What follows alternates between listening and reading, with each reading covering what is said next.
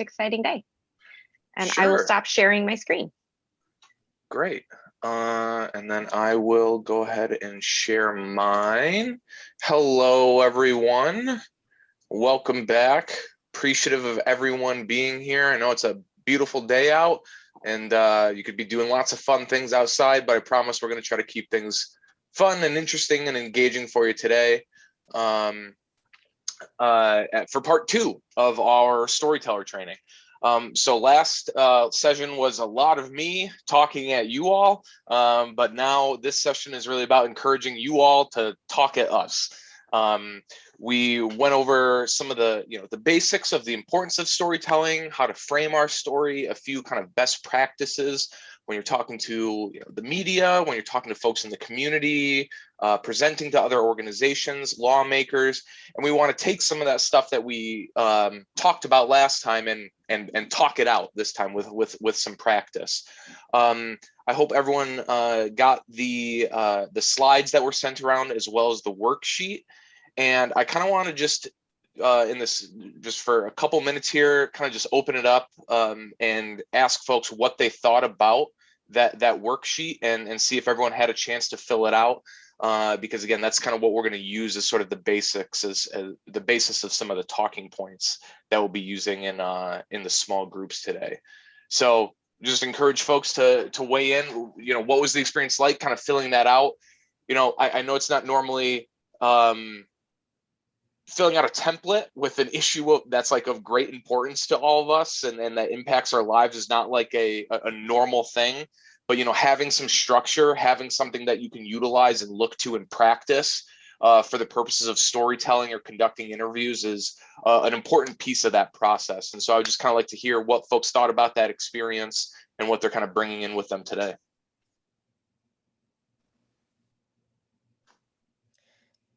Sam, this is Mary Sue from Detroit. I'm wondering if some people did not have time to fill it out.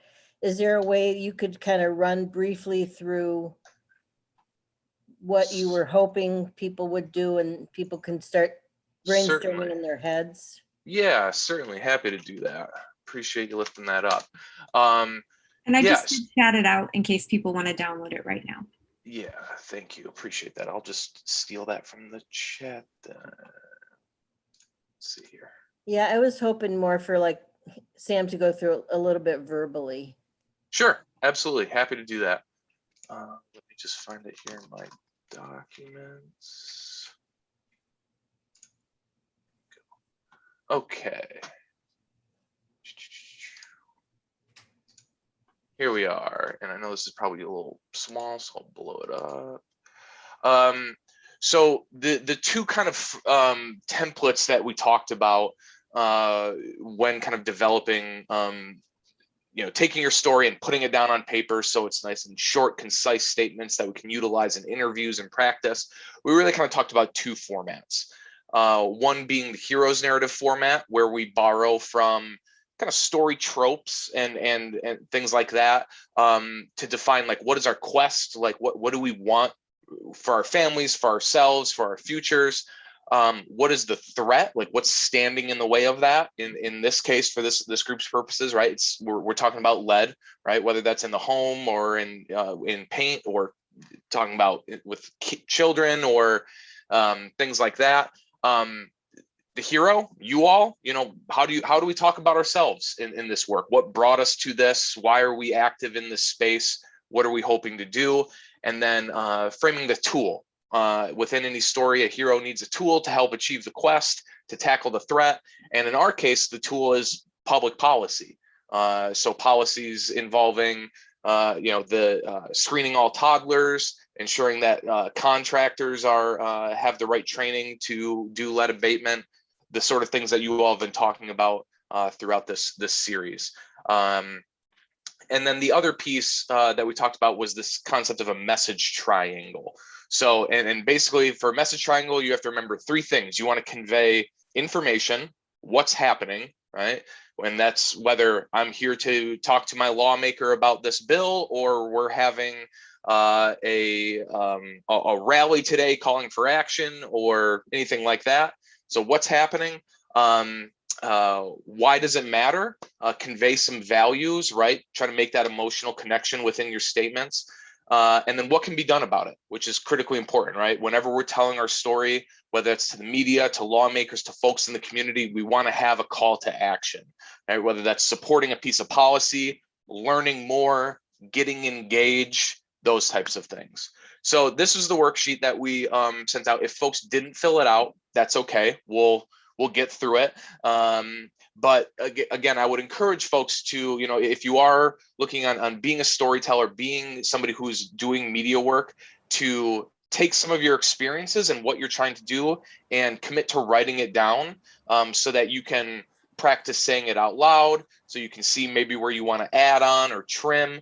And it just helps you remember it in various situations. Like I said, whether you're talking to a lawmaker or doing an interview. Could I just jump in really quick, Sam? I'll be absolutely, really brief. So let me give you an example of where this might go, how you might do this. And you don't have to copy this verbatim, just have it in your brain and think in these general broad terms. But if I'm speaking to lawmaker Johnson, and I'm here to say, dear Representative Johnson, I'm here today as a parent of a child that's been impacted by lead. And I need you to vote for and support legislation X, because I need to make sure that we get lead out of our drinking water, out of our pipes, so that the children can grow up with the best health and the best possible advantage they can get. Will you support law X? And then you can actually stop. But that's the sort of thing. I'm here today to do this. This is who I am. If you are impacted, there may be some people who aren't directly impacted, but this is why I'm here. This is who I am. This is what I want. Will you do that? Bam. Just, yep. That's basically it. Yeah, and this is, the thing that I've helped conduct spokesperson and storyteller trainings with the Ecology Center for a number of years now. And the one thing that I've learned is one thing that I've really taken away is, kind of being in a Q&A session with somebody where somebody's asking you questions and you're expected to give answers back.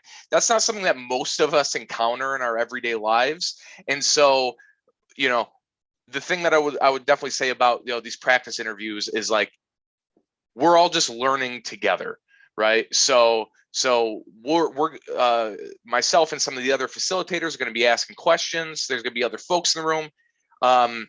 This is the time when we want to shake the rust off, right? Stretch our muscles a little bit and be comfortable learning and screwing up and feeling awkward and things like that, because the more that you practice this type of stuff, the more confident and comfortable you'll be, because again, this is not like an everyday occurrence for most folks.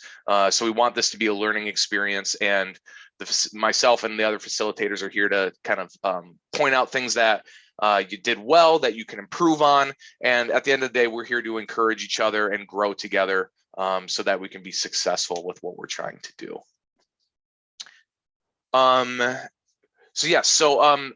Again, if anyone did have a chance to fill out the worksheet, I would again welcome any kind of comments or thoughts on how that process was, or if anyone is inclined to share what they wrote, would certainly welcome that opportunity from anyone.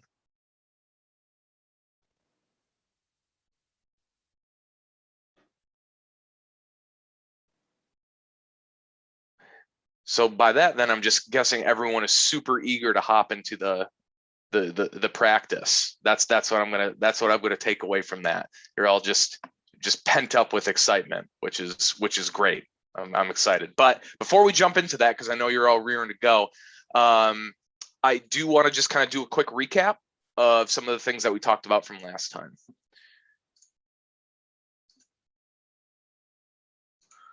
Okay. So again, basic kind of tips and tricks, right? A lot of this is going to be verbatim, kind of what we talked about last time. but there are some things that we'll cover as it relates to the practice scenarios that we'll be doing. So again, like what were our 3 rules last time for like best practices for storytelling? Keep your answers short and concise, right? That's number 1. We don't always have a lot of time to share our stories depending on the situation. We'll be practicing an interview with a lawmaker today. And again, most media interviews, which we'll practice one of those as well, are only going to use one soundbite or clip or quote from your interview. So we want to make sure that counts. And that's why practicing, writing down our stories can help make sure that we are delivering that clear, concise message. And again, this is not something that all of us are super comfortable with doing. Maybe some of us are doing it for the first time. That's fine. By just remembering to keep your answer short and concise, you can have more control over your voice. You can feel more confident. I said why I'm here today.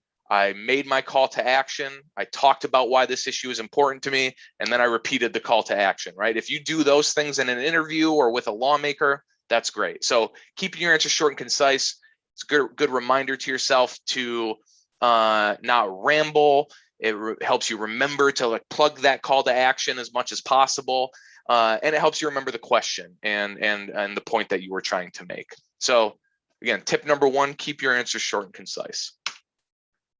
Rule number 2, feel free to say, I don't know, right? Don't be an expert where you're not.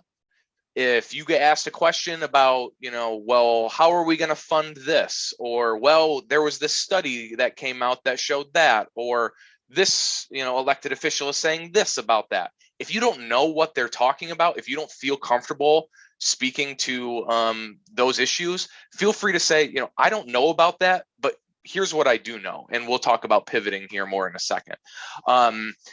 You can always, if you don't know the answer to the question, you can always say, I don't have that information handy, but I'm happy to connect you with somebody who can get that answer for you. And then you can follow up with them once you get that answer, right? So that's rule number 2. You all have an experience. You all have a point of view. You are all experts at your own stories. And that's what you want to talk about, right? Don't be an expert where you're not. And then practice. Rule number 3, and luckily for you all, we're going to be knee deep in rule number 3 today, and we're going to have a lot of fun doing it. But like anything in life, being a good storyteller takes practice. It'll help you feel more confident. One of the things with being a good storyteller and doing interviews is being able to think on your feet a little bit, and practice can help you do that. So you can improvise and think, okay, how can I take that question and talk about something else? And we'll be doing that it says second training here, but we'll be doing that today. So again, keep your answers short and concise. Feel free to say, I don't know, and talk about what you do know. And then remember, this is all practice. So all of us are going to improve after today, regardless of what experience level we're coming in at. A couple little things, what do I do with my hands? Everyone remember big ball, little ball, right? I'm guessing today that won't come into play as much, but again, if you are an active talker with your hands, again, just backing up here, we can do this kind of unassuming hand motion where we're talking here and we're just bouncing a little, maybe it's a bocce ball or a cantaloupe or something like that. We're just kind of bouncing it around. And then we want to emphasize our point. And now we're holding a beach ball or a watermelon. And so little ball, big ball, that's what you can do with your hands.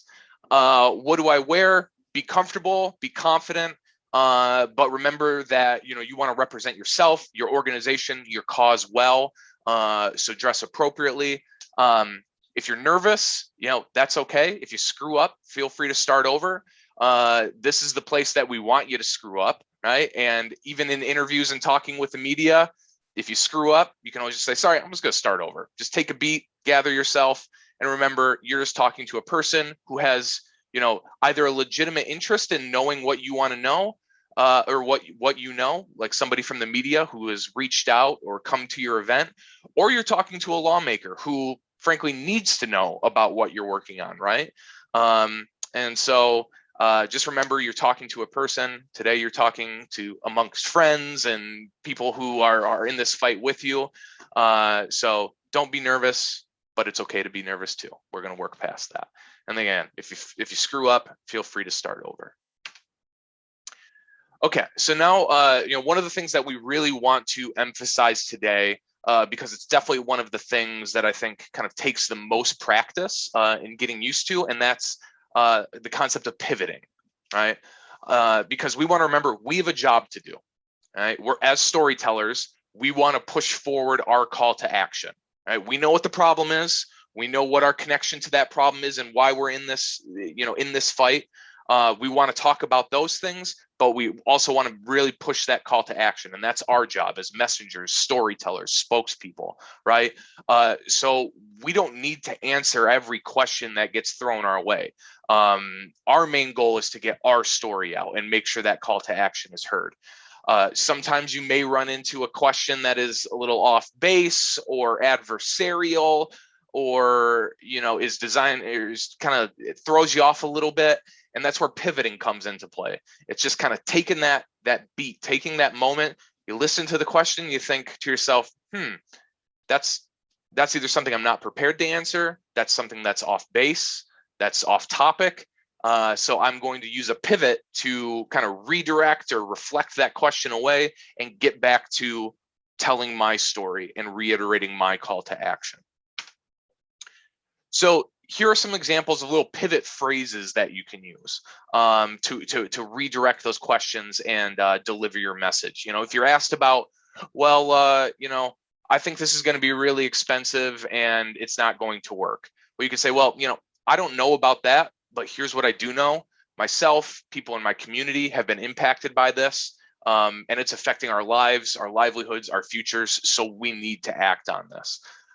If you get asked a question that you're not really sure how to pivot on, sometimes you can just kind of blow past it and say, look, the fact of the matter is, we need to pass this legislation. The most important thing for you to know is this. Additionally, there are some where if you get asked a question, you're like, hey, that's a good question, but I don't have the answer to that right now, but I'm happy to follow up with you. That's a great pivot as well. If somebody is, expressing a point of view that you may not agree with, but you want to kind of sort of neutralize that question, kind of acknowledge, like, look, I hear you, but I'm here today because this issue is of really importance to me and to people in my community, and so that's why I think it's important that you do X, Y, Z. So those are just some kind of pivoting phrases that you can use, and those are available in the previous training that we sent out in the PDF. So if you would like to reference that, like while we're practicing, feel free to pull that up. Any questions real quick around pivoting at all?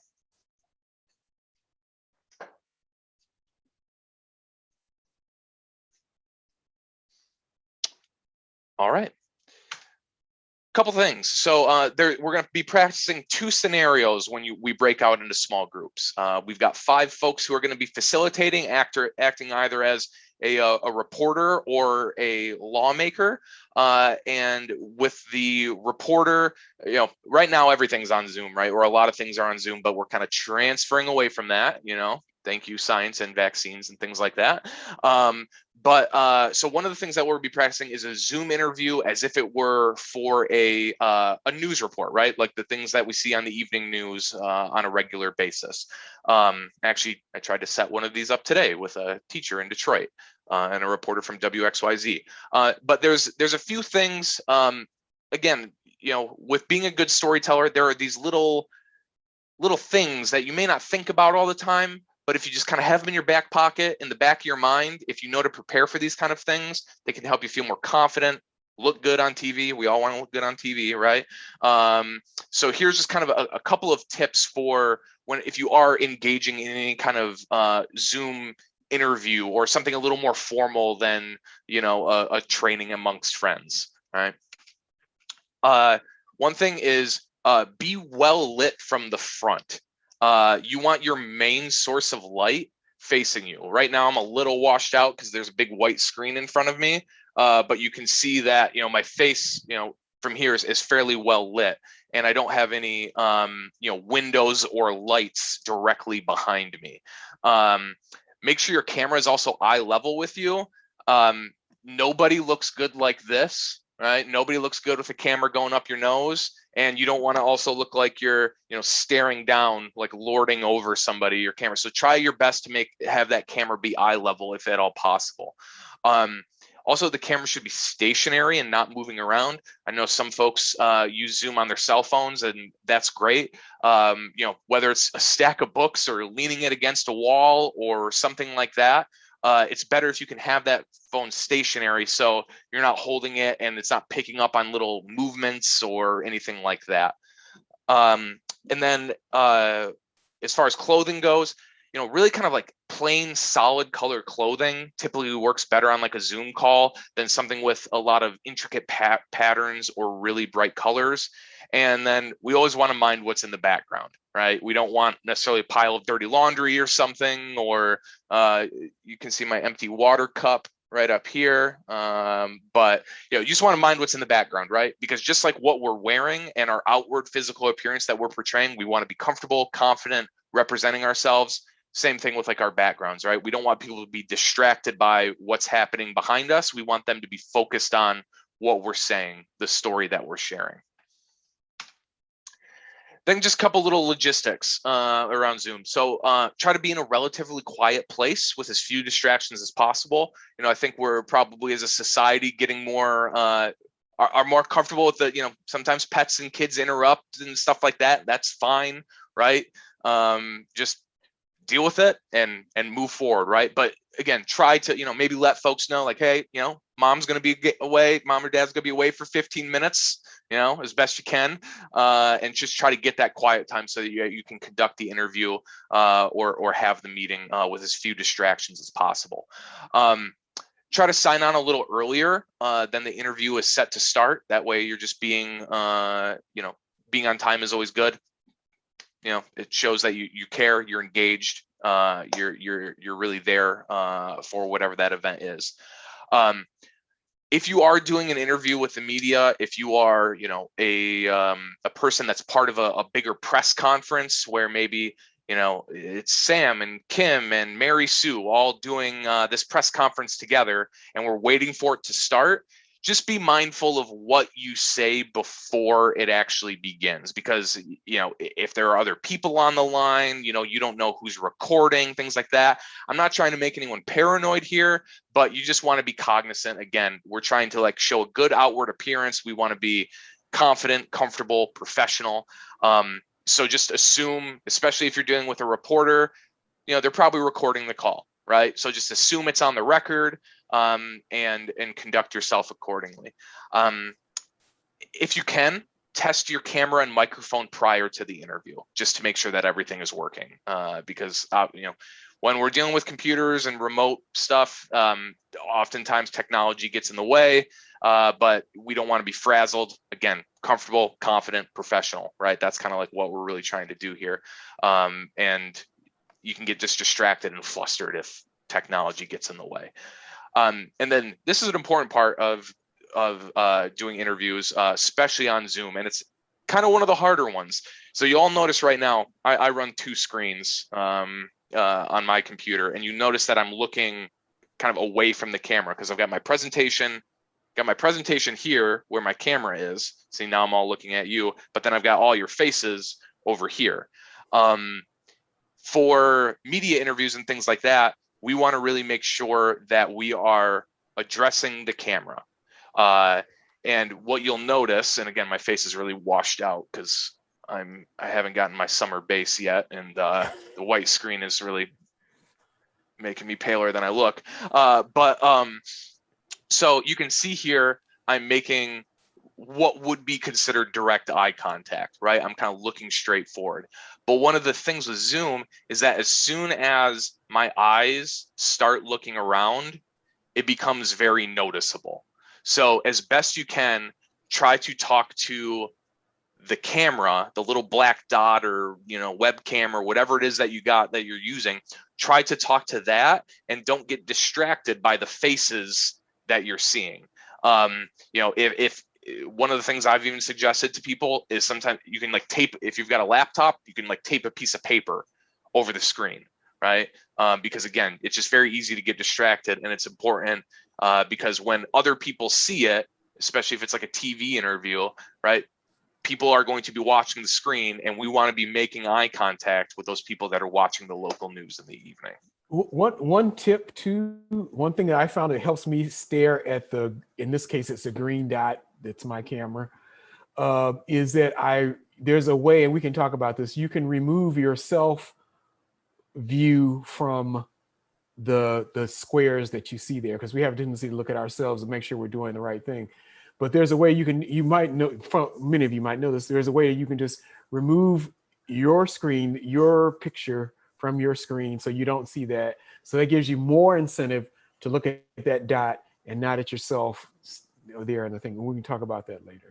Yeah. So any questions about sort of the recap with the 3 rules, staying, keep it short and concise. Feel free to say, I don't know, practice, pivoting, or Zoom tips. Any questions, comments, thoughts? You guys gonna throw us some pivots to try out tonight? Of course. All right. Yes. Most definitely. Yeah. So pivoting will definitely be part of this. As well as, again, just kind of general, questions and sharing the stuff that you're already all engaged in this work, right? And that's what interviews are, right? If you're talking with a reporter, you're talking about the work that you're already doing, the issue that you're working on. If you're talking to a lawmaker, it's the same thing, right? You want to share your perspective, right? Push them to take action. So there's similarities between both types of concepts, and we're going to practice both of those today. So any other thoughts, questions, comments, concerns? Because y'all have been very quiet so far, and I'm going to say when we get into small groups, we're all going to be talking together. So,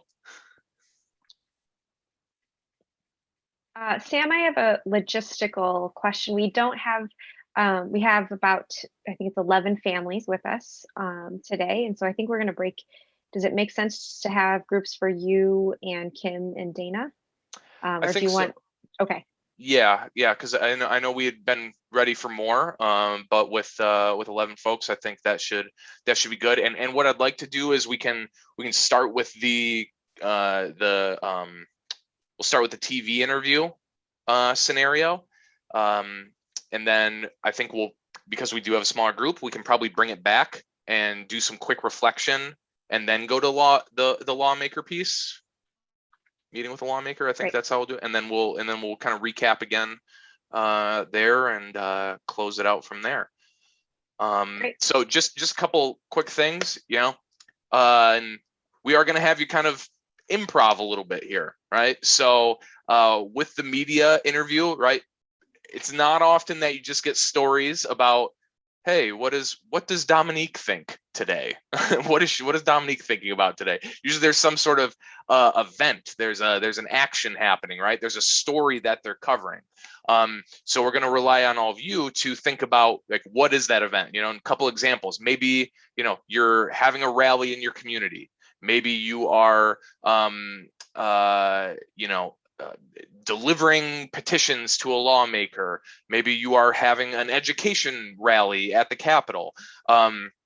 So within all these scenarios, they're all hypothetical, right? But as a reporter, as practice reporters here, we're going to say, hey, can you tell us about what's happening today? But we'll queue all this up before the actual practices start, so that you've got an idea in your head about what we'll be talking about, and take it from there. Great. I would like to say that I am demonstrating sitting in front of the sun and how you should not look in your Zoom interview. So we've got some rooms that Tanya put together. So whenever you're ready, let us know. But I'm assuming you're going to walk us through the instructions. Yeah, so I actually forgot too. So the situation that we'll be practicing with the media interview, what we'll say, that way we're all on the same page going into the practice, is that your crew here and all the families involved are holding a citizen lobby day in Lansing. So that involves going around to different lawmakers' offices and telling your story, making the call to action around the policies that you've been all working on. I know that there's a variety of different issues that you all have been working on, whether it's, like I said, contractor stuff, lead remediation, testing toddlers, whatever one you feel most comfortable about talking about, and hopefully you outlined on your worksheet. That's the kind of the frame that we'll ask you to talk about.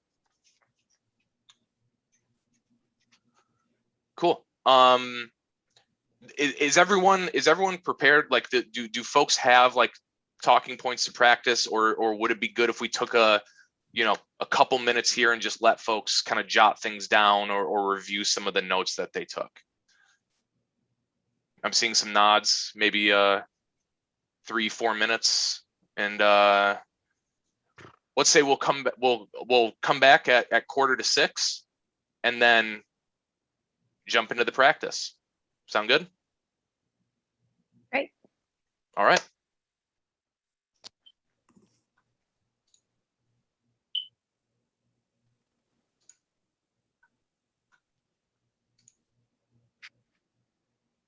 Every day of my life, do not be.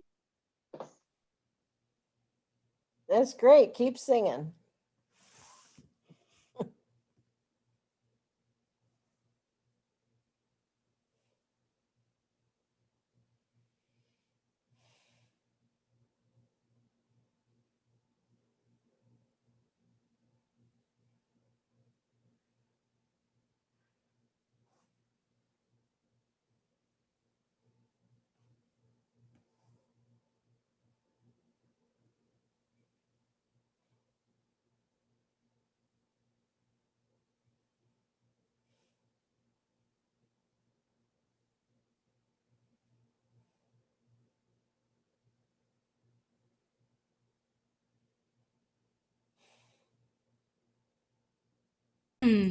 That was very enlightening.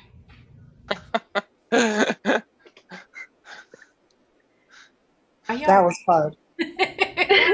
Good. I can't wait to hear about it. Yeah. And I'm going to go off camera because I look so silly. So let's hear some quick thoughts from folks. What did they think of the experience? Do you feel a little bit better about it? Was it awkward? Did you laugh? I just want to kind of hear what folks thought. I enjoyed talking about what I am strongly, I have strong feelings for health equity for all. So that is what I discussed with the reporter. And so it just felt like I was passionate about it because I am. So once I learn more about lead, then I'll be a good spokesperson for for lead and keeping everyone lead free, the children especially. One of the things that it sounds like kind of a cliche phrase, but it matters is authenticity. You hear that a lot, right? Within media and social media and branding and all that kind of stuff.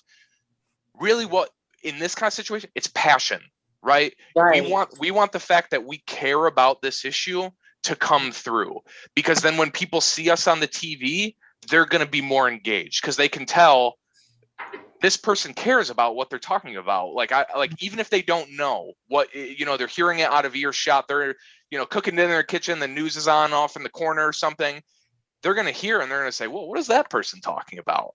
That kind of thing comes through. That really matters. So like channeling that passion into our interviews is really important. Right. I think we had some great conversations, and the lady the executive director who works at the Flint Literacy Network used a lot of important, her lingo was great. Her terminology, I think, was really good because she knows what she's talking about. and, just like the words appropriation and subsidy, and she just used good words statistically, and that'll let the lawmakers know that when she goes in front of them, that she knows what she's talking about. She knows her stuff. Sure. So I need to get my dictionary out. That's funny, because I felt like in our group, like I used early childhood, right? Because it's a topic I'm more familiar with. I'm new to lead work, right? About a month in, right, or so. Right. So, but I really felt like everyone that spoke in my group was so knowledgeable about what they were talking about, and so right. like I learned a lot just doing the role play. Right. Yeah, that was great. Yeah, I'll second that. Our group had some really good pivots. That I was really excited to hear. A couple that I think might be worth highlighting because they're relevant to the issue. So one was about the response, like who's responsible basically for lead in homes, and basically the idea that like people who are providing a home, it's important that the home that you're renting is safe, and that's not something that like should even have to be a consideration. Like there are all kinds of things that like you can kind of weigh the pros and cons of, but like no family should ever have to be looking for an apartment and thinking like, is this apartment going to make me sick? And then the other one was a question about the cost of lead testing, and Mary Sue responded that she can't give a specific dollar amount for how much it'll cost, but then pivoted toward the societal costs that come from not addressing it. So both like the financial costs of all the extra needs that kids grow up with, and also just like the actual lives of the kids. So that made for a good pivot for anything really regarding cost, is talk about the cost of not acting. Yeah, we had some good pivots in mind too. I kind of threw out one question about funding, and Sandra did a really good job of, I wouldn't call it a pivot, I would call it a power move. She sort of just like punched right through the question and was like, we allocate funding for so many different things, and this issue is so important that we need to find wherever it's coming from, like there, like basically if there's a will, there's a way, and we need to find a way to make this happen. And that was great. And I thought Maha did the same thing. I kind of asked this sort of classist question of like, well, aren't just poor people affected by this? And she sort of kind of acknowledged it and then sort of built it into like, yes, poor people are affected, but we also need to be educating all parents, and we need to be educating our lawmakers, and sort of, kind of acknowledged the question, kind of answered it in a way, but then broke it out into other areas. So I thought that was really strong as well. Y'all don't underestimate the emotional cost of this. I mean, like the emotional piece. That was kind of what our group talked a little bit about. It is again being authentic and telling your story and just saying, hey man, we're not alone. This happens to way more people than you think. And maybe that might spark the interest of the lady, the woman in the kitchen or the man in the kitchen, because we're all like feminists here. Whoever's cooking might be like, oh wait, like that's, so don't underestimate that. Don't underestimate that power. Yeah. And then one thing, because there was definitely some nervousness, a little reluctance, in our group. But I'm curious, did kind of getting it out of the way and sometimes, like I said in our group, sometimes the best way to test the water is just to jump in. Curious if folks, felt that at all with any of this practice so far.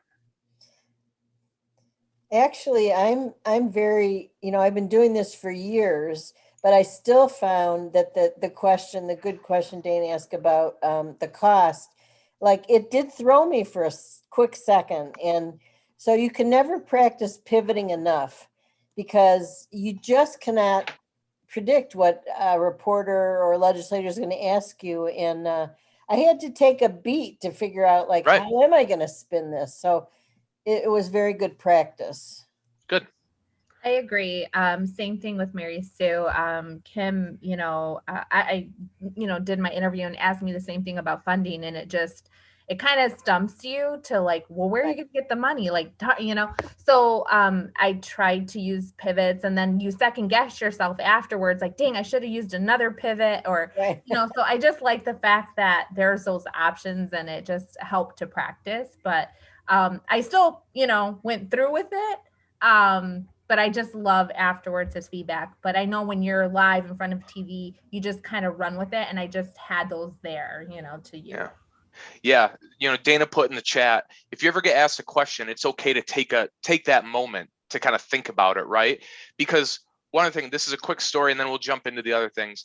President Obama, before he ran for office, he was a really big guy. He would say a lot, right? And sometimes when people see that, they think, okay, this person doesn't know what they're talking about, or they seem nervous. And what he started to do instead was, when he would be speaking and he would need to think about something, he would say, and he'd stop and he'd pause. And you see this a lot in a lot of his comments. And there's like this moment where you can tell he's thinking about it, and then he gives his answer. And by doing that, it makes him seem like he's really thinking about this. Like he takes this very seriously. He's not just talking as fast as he can, trying to answer all the questions. He's really giving it some thought. So don't hesitate to take that beat and think about it, right? We want to make sure our answers are right. It's not all rapid fire. You got to talk a mile a minute or answer the question as fast as you can. So always feel free to take that beat, because that can also show people, all right, this person's really thinking about it and they want to, and that's important. They really care about this issue. Great. All right. Who's ready for round two? Everyone. Yeah, I saw everyone's hands go up. Everyone's excited. Great. All right. So again, next, so we talked about, we kind of had the scenario where we were in Lansing, lobbying lawmakers, talking to the media about that. Now we're going to kind of take it a couple steps back and pretend that we are in a lawmaker's office, right? Talking to them about this issue. So again, we really want to deliver that call to action, right? Because we're here to say to lawmaker, Representative Kim Hunter, I need you to take action on this, right? That's what we're there to do. But we still want to try to develop that emotional connection. So don't forget to talk about why this issue is important to you and why they should care about it too. Cool? Let's rock and roll. Awesome. You guys will be in the same groups again, and we'll do about 15 minutes-ish, probably bring you back a minute or two early so we can wrap up before time. Sounds good. Conversational, a little less, formal Q&A. Not sure how it went in everyone else's, but we did the whole thing of you walk into Representative Sam's office, he's sitting in his high back leather chair. But yeah, curious what folks thought of that.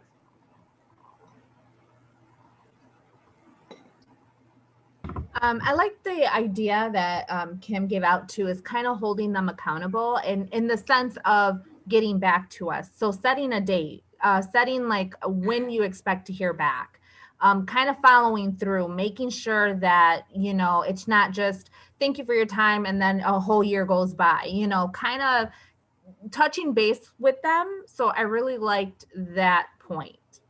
Yeah. Yeah.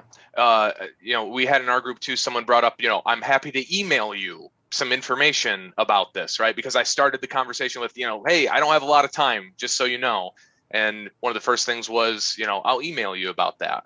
So I thought that was good. Another theme that came up sort of unintentionally in our session that I think is important is, the concept of book ending. Kind of beginning the conversation the same way that you end it, right? So like make the call to action first thing, like as soon as you can. And then, if they ask you, anything else I should know, or, anything else before I go or before you go, repeat that same thing. That way you're beginning and ending it the same way. And that call to action is fresh in folks' minds. That happened in our group. The first comment was, anything else you'd like to add? And then they said, no, well, actually, and then did a great job of plugging the call to action at the end, which was really good. So Yeah, I thought that was great. Too quick. You can't repeat too much. Right. People say, I think I'm gonna repeat it. Don't worry about repeating. Repeat. That's you can do it, especially with media interviews. One quick thing that Sarah brought up that I should have said in our piece is so just to get really transactional about this, right? The reason elected officials care about what you think is because you can vote them in and out of office. Let's just put this stuff on the line. So when you go into the office and there's somebody that you can vote for you in your district, you tell them, I'm from District 6. I have, and say, and this is what I want you to do. So you're not saying I'm not going to vote for you, but they know that you are a voter. Okay. Right. You make that plain and clear. If you are a constituent, you tell them that you are a constituent. Okay, please. Yeah, most definitely. And again, like knowing this stuff, this stuff kind of trickles out in practices like this, and then we talk about it. But this is where practice before doing something like this really comes into play, right? So okay, we're going to Representative Kim's office. And Rebecca is a constituent of his, and she's going to take the lead talking.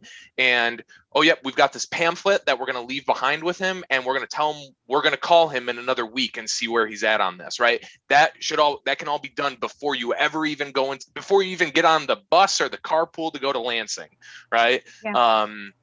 So again, this is where we talked about practice with like talking in a mirror or having family members ask you questions and things like that. What we're really just trying to encourage you is to prepare beforehand, because again, it's about being comfortable, it's about being confident, and it's about being professional. And if you are prepared going into a meeting, like, whoa, these folks know their stuff. They came with pamphlets. They're setting up other meetings with me. They know who my constituents are. They know who I represent. Being prepared going in just sets you up for success, whether that's a meeting, whether that's preparing for a media interview. Preparation is key in all circumstances.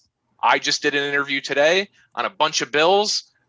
I think I was asked about like 14 different bills, and I spent about an hour reading through all of them prior to the interview so I could be a little bit more prepared. And I talked with my boss beforehand, like, so this bill says this, and I think I'm going to say this. Does that sound right?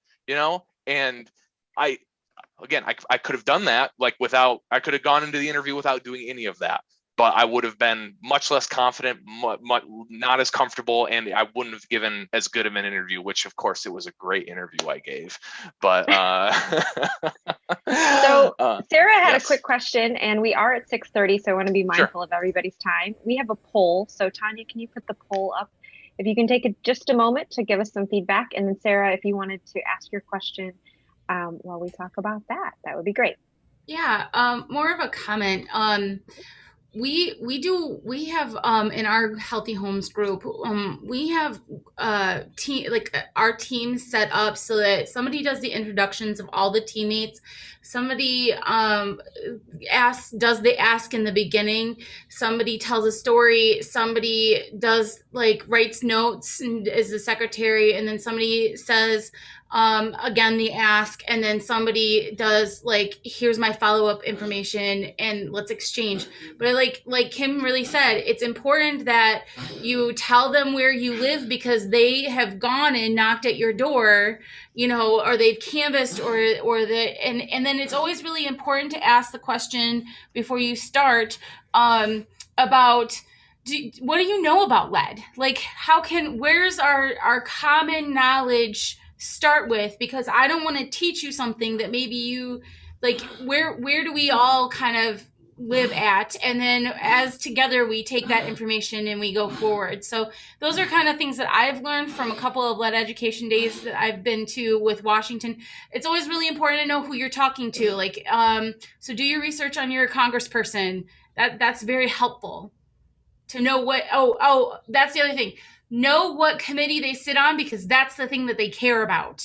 So if you can take lead and you can put it into home I don't know, my dog is barking and it's making me crazy. You put it into the Department of Interior or whatever, you can pivot that into that, and that's the thing that they care about. So that's the thing. Anyway, sorry, I'm talking really fast. I apologize. That's all right. We love the enthusiasm. So just a couple of other housekeeping things. If you want to chat out, we'll leave the poll open for a couple more seconds. If you want to chat out what you'd like to learn in the future and other events, we are happy to oblige, or try to oblige at least. I just want to put up the next event is the true cost of lead. And so we're going to actually dig in a little bit more on some of these talking points. So, this is an iterative process. We're going to, each time we learn something new, and we can add it to our toolbox of how do we talk to lawmakers or the media or whomever, community members, about lead. So we'll have that on the 17th of June. And then our July session is when we actually come up with what are our important priorities for this group.